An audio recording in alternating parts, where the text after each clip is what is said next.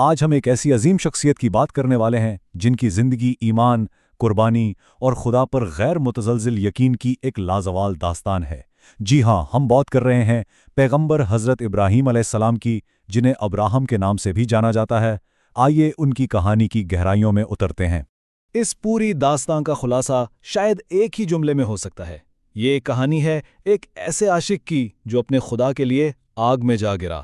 یہ صرف ایک جملہ نہیں بلکہ اس جذبے اور شدت کی عکاسی ہے جس نے تاریخ کا دھارا ہی موڑ دیا۔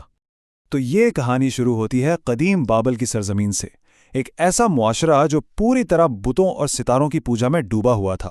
یہاں سچ کی تلاش کوئی آسان کام نہیں تھا، بلکہ ایک بہت ہی خطرناک سفر تھا۔ حضرت ابراہیم نے ایک ایسے ہی ماحول میں آنکھ کھولی تھی۔ قدیم بابل کا معاشرہ، جیسا کہ آپ دیکھ سکتے ہیں، پوری طرح بت پرستی اور ستارہ پرستی میں گم تھا، اور ان سب پر حکومت تھی ایک مغرور بادشاہ نمرود کی، جو مذہب کے نام پر لوگوں کو کنٹرول کرتا تھا۔ ایک رات نمرود نے خواب دیکھا کہ ایک ستارہ اس کی بادشاہت کا خاتمہ کر دے گا۔ بس اسی خوف سے اس نے حکم دے دیا کہ پیدا ہونے والے ہر لڑکے کو قتل کر دیا جائے۔ اسی ظلم و ستم کے دور میں حضرت ابراہیم کی پیدائش کو خفیہ رکھا گیا اور ان کی پرورش ایک غار میں ہوئی۔ یہ تنہائی ان کے لیے ایک نعمت بن گئی۔ اس نے انہیں موقع دیا کہ وہ اپنے ارد گرد کی دنیا پر سوال اٹھائیں، اور ان کی سوچ بت پرستی کے اثر سے بالکل پاک رہی۔ جب وہ لوگوں کے بیچ آئے تو انہوں نے دیکھا کہ لوگ ایک ستارے کی پوجا کر رہے ہیں۔ انہوں نے بھی غور سے دیکھا، لیکن پھر کیا ہوا؟ وہ ستارہ غائب ہو گیا، اور یہیں سے ان کے ذہن میں پہلا سب سے بنیادی سوال اٹھا، جو چیز خود باقی نہیں رہ سکتی وہ بھلا خدا کیسے ہو سکتی ہے؟ اچھا، ستارے کے بعد انہوں نے چاند کو دیکھا۔ وہ ستارے سے کئی زیادہ روشن اور بڑا تھا۔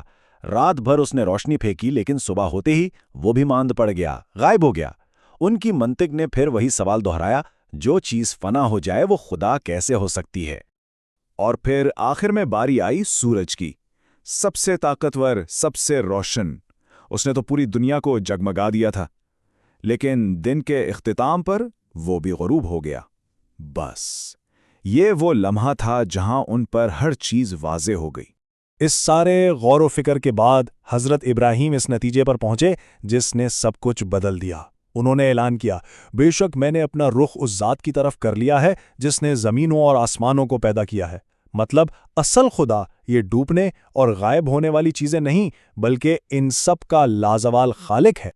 اب تک تو یہ سچ کی تلاش ایک ذاتی سفر تھا، لیکن اب وقت تھا اس سچ کو دنیا کے سامنے لانے کا، اور یہیں سے شروع ہوتی ہے ایک اکیلے انسان کی پوری سلطنت کے خلاف جد و جہد، ایمان کی طاقت آگ اور اقتدار کے سامنے۔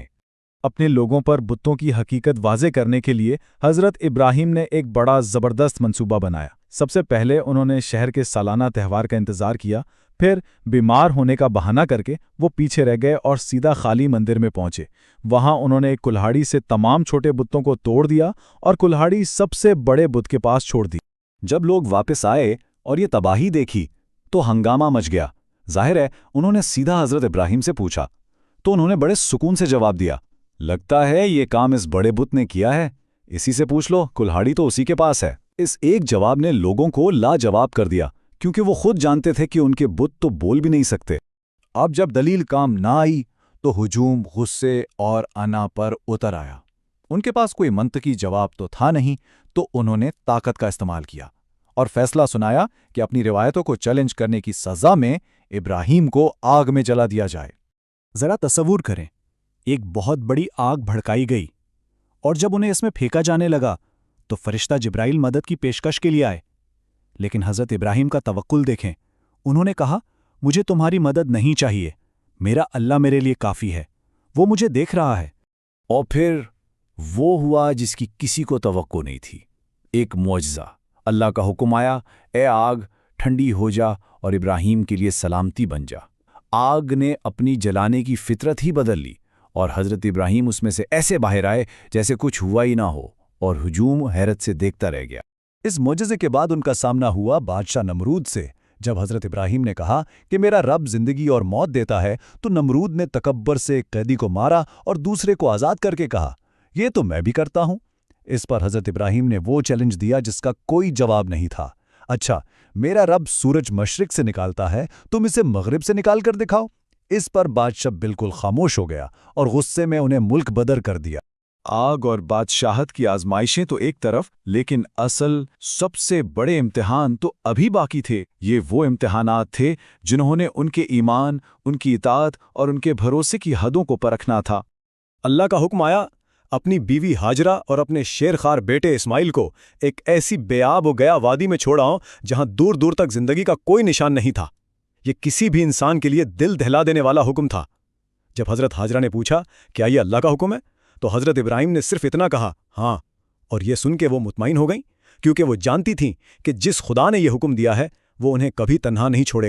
جب پانی ختم ہو گیا اور بچہ پیاس سے تڑپنے لگا تو ایک ماں کی بے قراری دیکھنے والی تھی۔ حضرت ہاجرہ نے پانی کی تلاش میں صفا اور مروہ کی پہاڑیوں کے بیچ 7 چکر لگائے۔ ان کی اس کوشش اور دعا کے جواب میں ایک فرشتے نے زمین پر ایڑی ماری اور وہاں سے پانی کا ایک چشمہ پھوٹ پڑا۔ جی ہاں، یہی وہ چشمہ ہے جو آج بھی آب زمزم کے مقدس کنویں کے نام سے دنیا بھر میں جانا جاتا ہے۔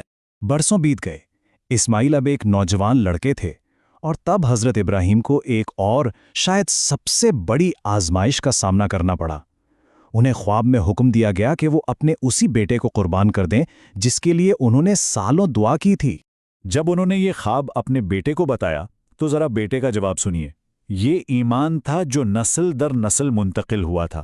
حضرت اسماعیل نے کہا، ابا جان، آپ وہی کیجئے جس کا آپ کو حکم دیا گیا ہے، انشاءاللہ آپ مجھے صبر کرنے والوں میں سے پائیں گے۔